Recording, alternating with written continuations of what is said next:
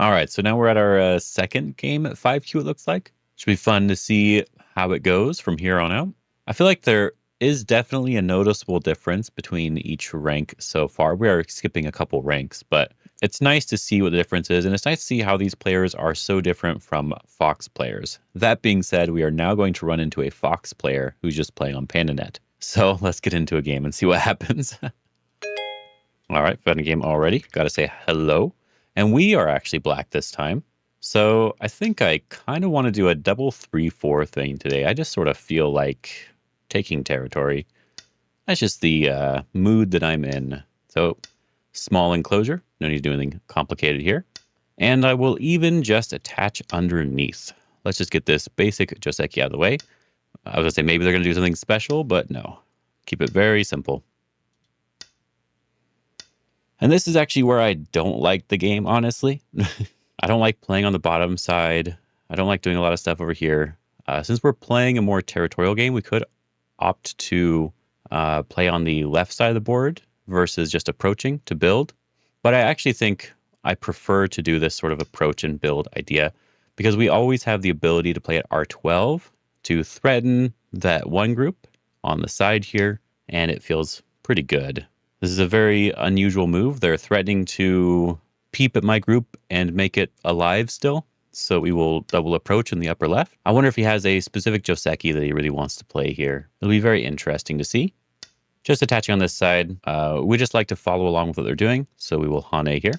Normally they will extend like this. And then we do have the option to attach, which could give us some good stuff here on the top side, or the option to take the corner. I already started with a more territorial opening, so I could actually opt to keep going territory, just give them more influence. So let's do that. Let's do that kind of for fun.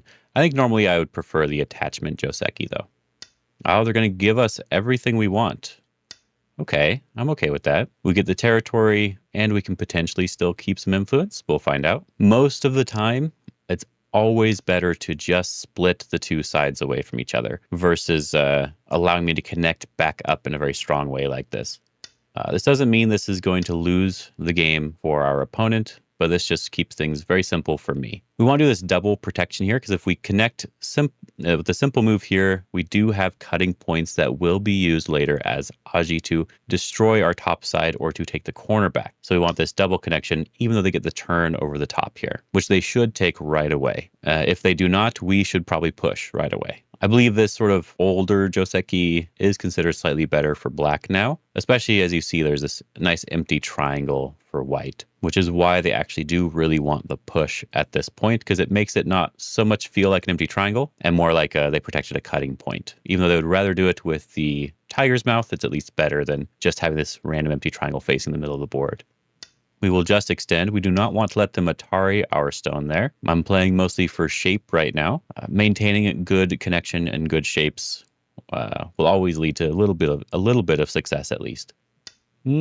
Surrounding that area now. I think it's not really important still. I'm not even really sure why they're doing it. I think I'll start with pushing one time. The idea being that if they peep, we can now block at O2. Because when they push up and I block, they don't have two cutting points that I have to deal with. Right now, if they peep and I block and they push up and then I block, I have two cutting points. I don't want two cutting points, I only want the one cutting point, and I will have plenty of liberties on my stones. So I'm going to push one time here. This just helps make me a little bit stronger locally. Oh, they're even backing off. I don't actually think I want them to connect perfectly. When I'm thinking about this, I'm just thinking about the fact that if white turns over the top, this is a very comfortable shape for them. All right, it's a perfect connection and it expands the Moyo potential. So then I don't want that. I'd rather have them have a cutting point. So if he Hanes now, I could cut if I really wanted to, but if I play away and then they come back and fix,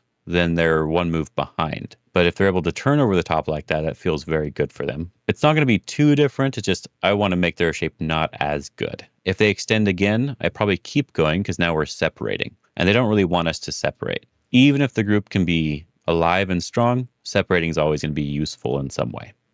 As I said already, I do think that cutting is potentially a good option if I want to play a more aggressive game here, because it's going to make the center of the board not very good for either side, and I'm the one who's playing for territory. So I could cut. In this case, I wanted to push more so to make the shape not very clean, and cutting would also help with that. But I also think the left side of the board is super wide. I think they should have clamped down on the left side of the board, but they did not. I want to play just the left side in general. If I do a 2-space extension from this stone, I'm going to be attacked right away, and I don't really want that. So I'm going to do a 3-space extension so that if they do try to pincer me and I add one more move, I have a very strong group instead of having a slightly weaker group next to a wall. Yep, like this. So now I can pull back here, and now my group is very, very strong next to my opponent's wall, which is now making this wall more weak instead of strong. The 2-space, I would have to jump, and there's more obvious weakness that they can take advantage of, which I don't want to let them do. Because they're going to focus on sort of building this bottom side, which is perfectly fine. I guess it's a little hard for me to say exactly what I want. We do have a nice corner or 2 or 3, and we could take another one. Could be interesting to do a more reduction-focused game after taking one last corner. So yeah, let's do that. Let's see what they do after we take one more corner here.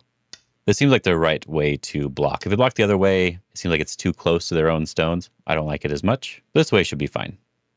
Oh, they're even doing this. This is probably the correct move, honestly. I think there is like a special way that I can technically play and do stuff. I think I'm just going to make them strong and not really worry about it. So I'm going to extend here. We're just going to focus on living in the corner. And yes, they are going to be strong on the outside after this. Do I want this one at all, or do I just want the Hane? Let's just Hane for now.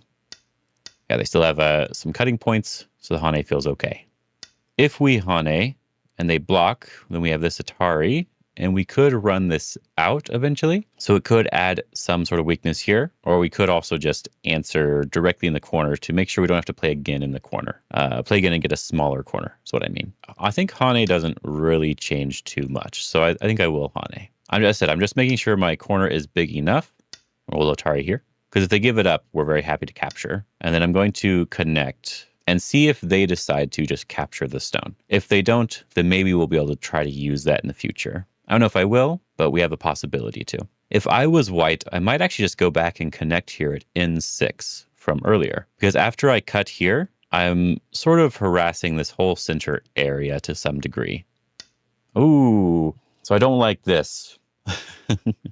As I said, I wanted them to sort of just connect, sort of do something, but they're getting jealous of our territory at this point. I think the first thing I'm going to do is I'm just going to separate. I'm not going to try to make anything complicated. We just want to separate, make sure they can't connect easily to each other, and then we figure out our plan from there. Because separation is always going to be fine. Our group on the left side is strong, but it can be weak. So we will keep that in mind. Interesting. So they are going to go more so after our group. This is probably a good idea. This sort of jump is probably a good idea from them. So we need to find a good way to protect our group, right? Because I said, if we're surrounded, our group is in a little bit more trouble. So we need to make sure that our group is fine. But I also don't want to make it super easy for my opponent. So we'll get into at least a little bit of fighting here. And I think that I can actually attach. And if we're running towards this bottom side, you can see that's actually really good for me, right? Because I'm the one who's going to be reducing their stuff. So let's just attach here. The reason I'm doing the attach is because they can't cut me at E11, because when I cut them back, no matter what they do, I'm either capturing this top side or they're just giving me more strength. So it's better for them to just Hane over the top, yep, like this. And instead of pulling back, I can actually extend, because I want to run towards the bottom side, and they still can't cut me off. The standard move is the bump right now, and then I'd be able to extend, and my group is very strong. And now they're focusing on taking more of their points and not focusing on their shape. So what happens if I cut them at this point? If I just turn, they connect, I jump out, they're able to jump out. I'm not really gaining anything. But if I cut here, it gives them a lot of weakness that they then have to fix. And if they have to fix all that weakness, that's going to end up being good for me. So just capturing the one stone is honestly good enough for me, and I don't mind it. And they are going to be giving up the stones over here, I guess. I am 100% okay with them giving up stones. I just capture this one stone. My group is now alive, and their stones on this top side are cut off. And there's nothing they can do about that. So this was not a good idea from them. Do I want to Atari first? I guess is a good question. If I Atari here, they connect and I capture, I still feel pretty good, honestly. If I cut and then they connect, I can still cut them off in the center. So I think I will just cut and take my profit here. If they focus too much on trying to save the inside group at this point, they end up in a little bit of trouble because then their outside stones are going to be in more danger here. I will push at least one time to make my shape a little bit better, and they probably have to extend.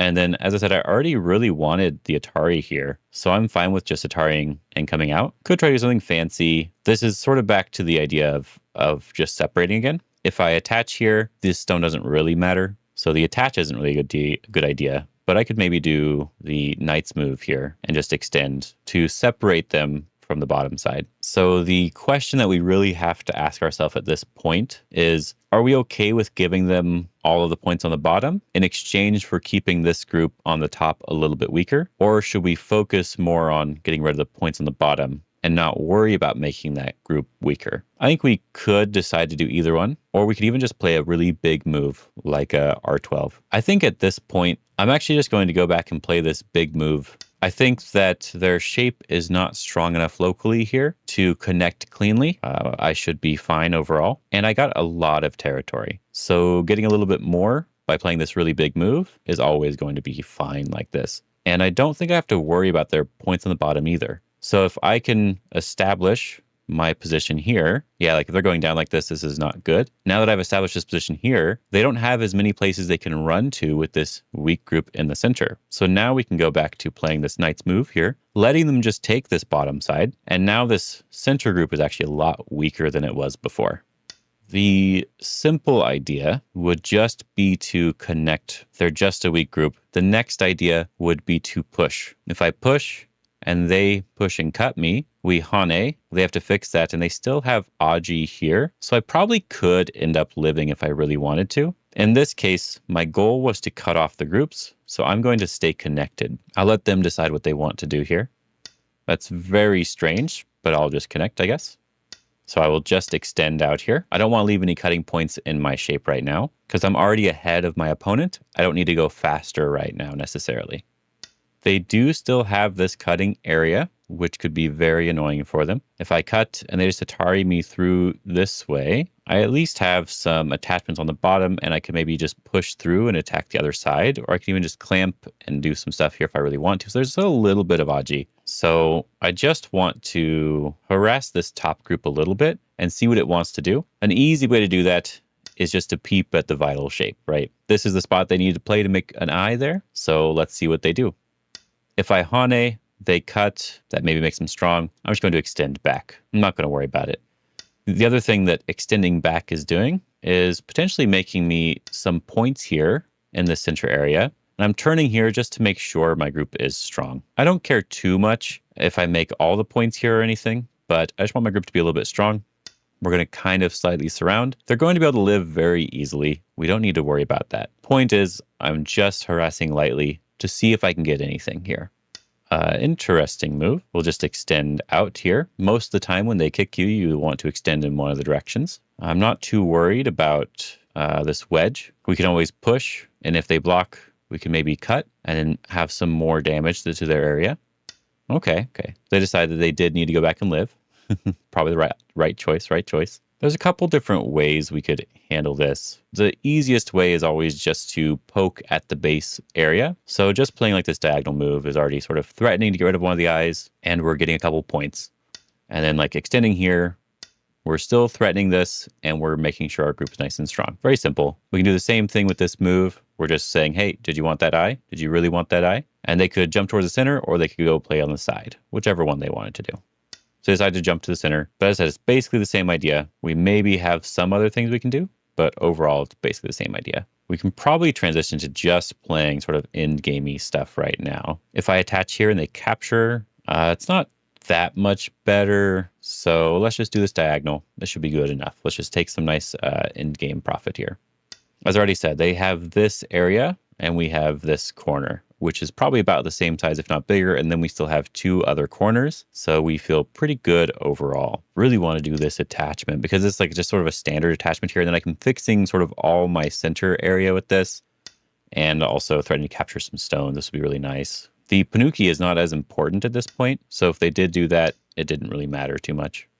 I will just extend again, because if they Hane, it's going to put my 3 stones in the center in danger, and I don't really want to let that happen. Again, I'm not going to worry about that, and we will just play these real big moves. I think I want to Hane first, because breaking into this bottom side is bigger than them playing over here. And then I will go back and block. That should be fine. Yep, they can do that. Yep, that is a move as well. Connect solidly versus this one doesn't really change too much. So I'll do this one because I think it looks cool. That is how I decide my moves, by the way. This one looks cool. I'll try it. Why not? So let's do a little bit of cleanup here. I want to just turn, just cleaning up the center a little bit more. And this Atari seems really nice. Pushing through doesn't seem to do too much. I guess there's a lot of Aji there, so I could do something over here if I wanted to, but it's hard to really say what I'm getting. So I think I will go back to this and sort of just peep at their eye shape some more. Push in here. Second line's always going to be good. Interestingly, we do have like a little bit of stuff we could do to be kind of annoying here, but I think it's not too big of a deal. So let's just clean up this area with one move. And I think this jump basically does that. Yeah, it should be fine. Just jump here, and I think we have cleaned up the area enough. Yep, connect. Atari is fine. The cut doesn't do anything. Just Hane is good enough. You don't need to do the cut. I would have answered anyway. I'm sure there's a reason for the cut, but I don't know what it is. So in this case, extend versus Hane probably doesn't matter too much, but I'm going to do the Hane because it looks cool. It might get me another point, but I'm not really worrying about that. Yep. They're pushing through. Okay. Yeah, they can do that. Looks like it's fine. I'll just block. I don't mind. What I was going to do is when they connected, I was going to actually play this move. So it's not really changing anything. They do have to make sure they're alive though, because they're going to die if they Tanuki. Yeah, they're going to die if they Tanuki. So they shouldn't Tanuki. So am I dead in the corner if I play away? The answer is no. I'm not going to die in the corner. The reason why I said they were dead if they played away, is it true? Well, I can start with this move here, which is starting to cut off half of it. And then if they try to live with this area, I think it's not enough. So it looks like we can do this one maybe. And then we can read from here. If we have this wedge, they cut, we can just do this one. And now they only have sort of like one eye in this area. So that means it's a 3 in a row, right? Because when we get this one, it'll be, as I said, 3 in a row, which means we can now wedge on the inside of this group. If they do this, it's a double Atari. They can't connect. So if they connect, we capture. And if they capture the stone, then we Atari again. If they extend, then we just connect, and I'm already cutting them off. So it is a dead group. Are we winning anyway? I think so. We have more than enough points, and we're winning anyway. So let's just show this off because we can. I think it's a fun test for you to know. I also think at 4Q, that's what my opponent is, I think they should have known that this was something that could happen to them. So they should have been much more careful. Okay, so they answered. I was looking away for a second, so I don't know how long that's been there, but we'll find out. Yes, I get to play the beautiful Tengen move now, which is a double Atari. So we are in a good position here to have this as just a dead group. So this is where we have to double check our reading. I'm fairly certain nothing works here though. The cut doesn't work. I just Atari over and Atari down. It's just a ladder. Clamp doesn't work. It doesn't give them an extra eye. It doesn't do anything. There's a couple different ways to kill these groups. Sometimes it is better to play on the inside first, but I always advocate playing on the outside first. But also, if we play on the outside, we get this beautiful square. So let's do that one first. Something you'll notice is that all my weak groups end up connecting up to my larger area. That's one of the reasons why I wanted to run out towards the center. Even though my group was strong, having everything connected up nicely here is very important. It sort of is what gave me the ability to kill this group because they did not defend. And I'm not killing the group because they made a huge mistake. I got to surround and attack multiple groups. No, they just misread. And so they're getting punished for playing away. So I guess something I want to mention while we're waiting for the next move is that, there he did end up resigning. Perfect timing, I got to say. But I was going to say that one thing I want to mention while we were waiting for that next move was Hane here on the first line. When your opponent plays this Hane and connect, even if they had realized later that they made a mistake, I always like to answer at least one time because that makes this significantly stronger. Because if they go to capture the stone, I can do I can just Atari the stone and give it up to make better eye shape on the bottom. Whereas if they're just able to Hane underneath, sometimes it can hurt your eye shape because they can do another Hane and do a Ko sort of shape. So the first answer, I think, was actually important. I think this was a good game. I do want to highlight one aspect of it, though. So let's get into the game here. So the part that I really want to highlight, because I decided to play a territory-focused game versus what I normally do. And they allowed me to do that, which was nice. I already talked about that. Wasn't necessarily good on the top, but the thing that I really want to focus on the most is sort of what happened here when they did this invasion on the top. My opponent currently has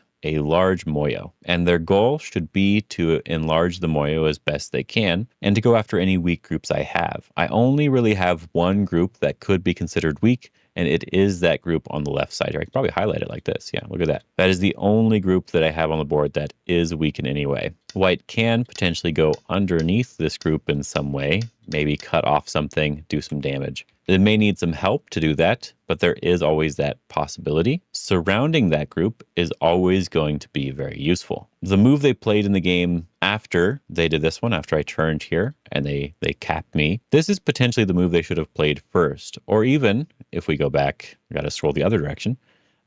If we go back, if they push here first and I back off, and then they sort of try to surround in a way like this. You see what I'm doing with this surround is I'm pushing towards the wall with this one. So if they, when I say pushing towards the wall, if they attach, we're pushing towards the wall like this. Maybe even able to just connect, because we should have ladders. We should be fine here overall. This is how we're going to use that wall to maybe make some more influence towards the center. If they focused on just doing this and being consistent with their moves, they may be in a much better situation. If I have to play something like this to make sure that my group is alive and I give them all of this influence towards the center, we'll even just back off again. I think this is a competitive situation for white for sure. I don't know if the score estimate's any good here, but we can use score estimate. Yeah, white leads by 13.5 if I just back off and I don't really fight back. This isn't perfectly accurate, but hey, it's counting some stuff in the center, some stuff on the top, some stuff on the left. Like, it's counting a little bit of everything with some gaps as well. So it's probably close enough. My goal here was just to see what happens if I try to reduce this or even try to do a fight or maybe live in the center. I wasn't exactly sure what I wanted the most yet. If they stay consistent with their plan, then I think that the game should be fine. Consistency is extremely important in Go. If you're playing a territorial game and your opponent's taking a lot of influence, you need to continue playing a territory game. It's not that you need to disrespect the influence, but you shouldn't try to start building a moyo for yourself when you've spent the whole time taking territory. That just doesn't make sense. Same for your opponent. If they spent the whole time building a large framework and a moyo, and they start just taking territory everywhere, depending on how they do it, of course, it could work. But in general, it's better to stay consistent on this singular idea. If they're building that moyo, building that large area, they should continue to do that. This is the more consistent way for them to play. They could even just do it right away instead, just like what they did in the game, but before I turn here. And that's the important aspect. This was the most important area to focus on. I did say in the game, though, I wanted this move, and I still kind of want this move too. It probably was better to focus on the left side of the board in general. You see that after I turn and they go after my other group, as long as my other group is alive, and this is the benefit of the territory player, as long as the group is alive, white is the one who's in trouble. Because if we just do the standard sort of thing where we're just fixing the group as white, instead of trying to be very, very aggressively taking the bottom side, as black, we can just be focused on reducing and attacking at the same time. White ends up in a very bad situation because they have that weak group, and they had a weak group next to a moyo, which is always a bad thing. I'm always going to be able to reduce, and if you prevent me from reducing, then I'm always going to be able to attack. And this is always, again, it's always going to be good for the person who's attacking into someone else's moyo like this. I think the rest of the game, I don't need to go over any more sort of info here. I think this was the turning point in the game, and that's the most important thing to highlight. I hope you enjoyed this game. Hope you guys are having a good day, and have fun.